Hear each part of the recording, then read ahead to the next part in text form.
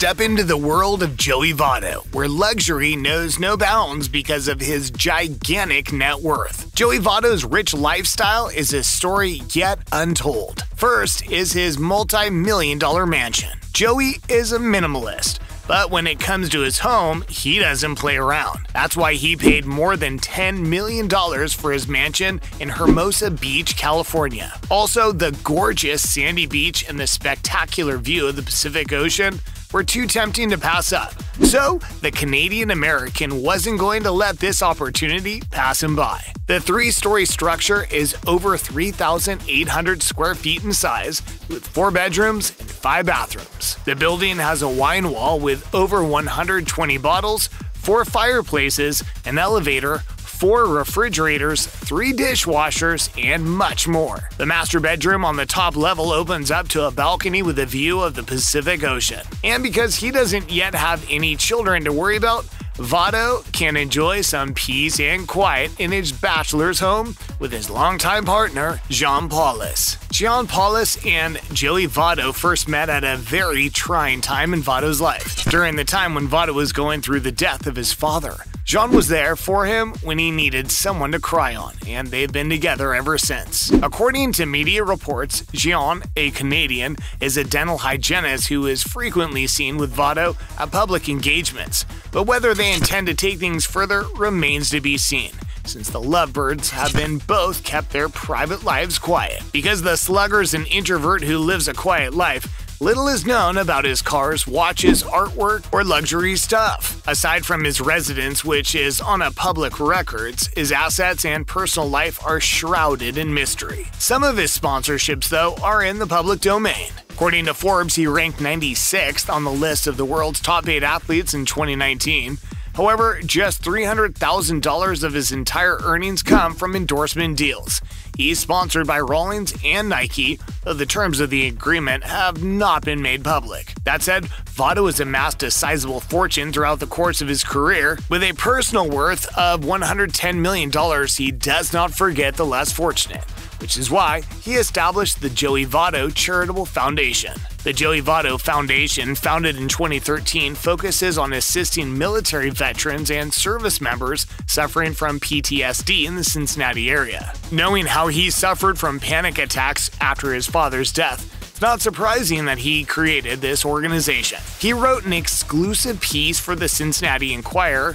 Part of it read, "Due to my personal experience, the foundation will focus on helping returning veterans and their family members. The disorders associated with marital instability, domestic violence, interpersonal conflict, and family dysfunction. But unfortunately, there is a severe lack of resources to support an affected individual's family. We'll start this part of the effort by collaborating with the University of Cincinnati and UC Health to create a stress disorder program for military families under the leadership of Dr. Kate Chard, a world-renowned expert in the treatment of PTSD for victims and their families. He also emphasized the need for veterans and their families to have a platform where they can connect or network with each other. But that's not even all. Votto is also involved in 6 different charity foundations with the Cincinnati Reds. Some of these organizations include the Make-A-Wish Foundation, the Boys and Girls Club of America, and so on. But when Votto is not saving lives or playing on the diamond, he enjoys his time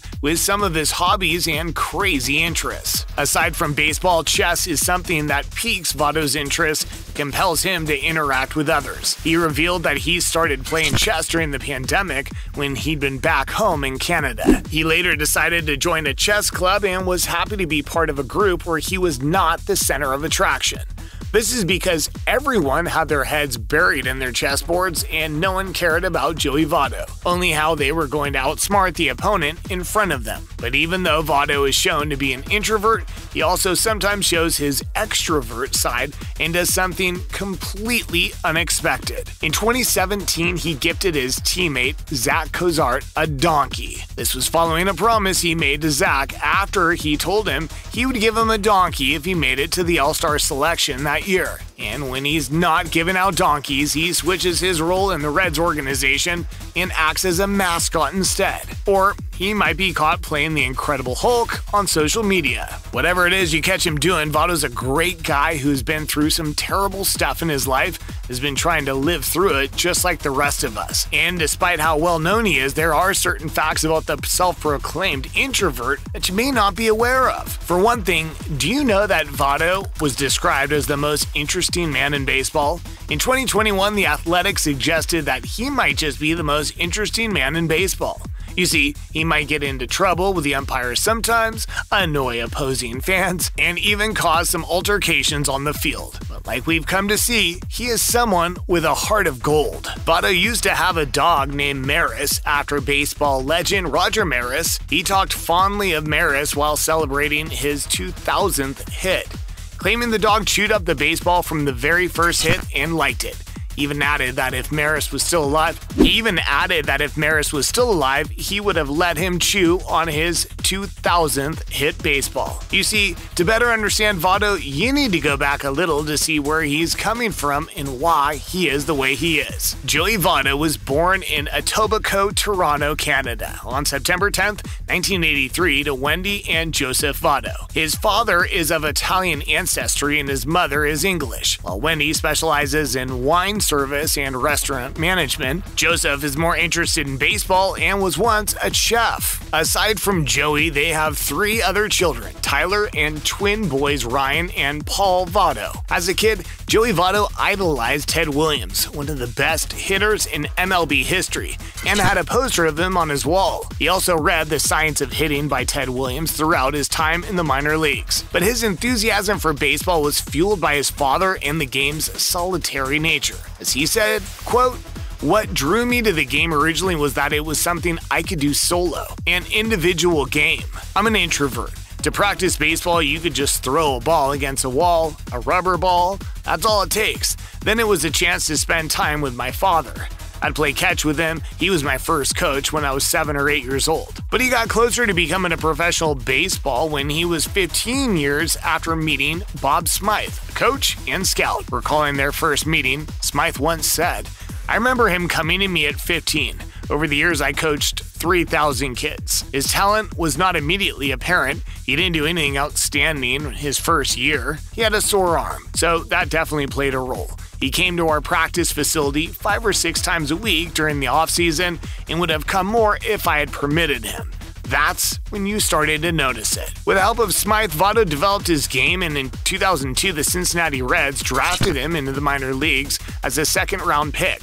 The Reds paid him a signing bonus of $600,000. Half a decade later, in 2007, he was called into the majors by the Cincinnati Reds, where he continued to impress. He finished with a batting average of .321 and batted in 17 runs in his first season. But tragedy struck the next year when Joey's father, who was 52 at the time, died. He managed to play through the 2008 season and even finished second in the Rookie of the Year voting after recording a .506 slugging percentage, 24 home runs, and leading the league with 156 hits. But the following year, because of his anxiety, sadness, and panic attacks as a result of the lingering pain caused by his father's death, he was placed on the DL. Smythe once again provided the details of how losing his dad made him feel. Quote, "It was an awful time for Joey and his family. He was so close to his father.